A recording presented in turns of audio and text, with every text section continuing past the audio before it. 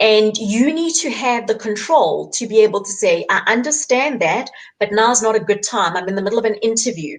I'm in the middle of, traffic. And you need to be able to tell your bladder, now's not a good time. And it must actually listen.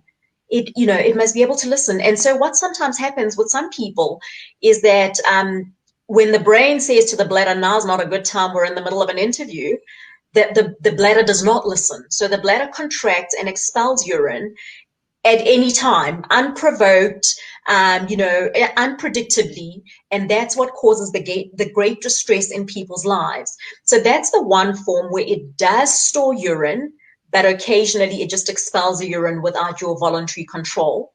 But some patients have got incontinence that is constant all of the time, that they're leaking and they're wet, every single minute of every single day. So there is that way of presenting as well. That's very nice and simple. So in other words, you say we've got an unruly bladder, a bladder that does its own thing. Absolutely. It's We actually defiant call protocol. it we call it an overactive bladder. So, like that child with ADHD who just won't sit still. That's what this bladder does. Thank you so much. We've got the upper urinary tract system and the lower urinary tract system. Can you just go through that for us so that we understand the process very simply? You mentioned that's very effective and very clear.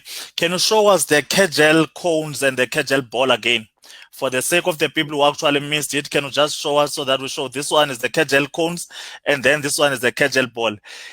Can we get these things in any adult shop, or should we see someone like you, a physiotherapist who's actually focused on pelvic floor, or is it something that I can get easily? So vaginal cones, as far as I know, this is this little one, and there's different types of them. They don't all look the same. This one you can see is sort of got a cone shape, but some are just more straight and not quite like this. So you get different types. In South Africa, we always have less things available that is available overseas. So they're not that easily accessible. These you will not find in a pharmacy or even in a sex shop or adult shop. I don't think so.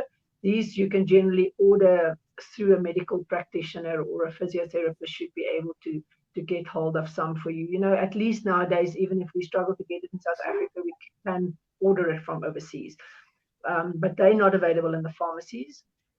The balls, like these ones, and there's different types available, depending on some of the adult shops might sell them, but sometimes you can also order them from the manufacturer. So a physiotherapist, again, who does pelvic health should be able to assist you if you want to order some of these to try and help you get some.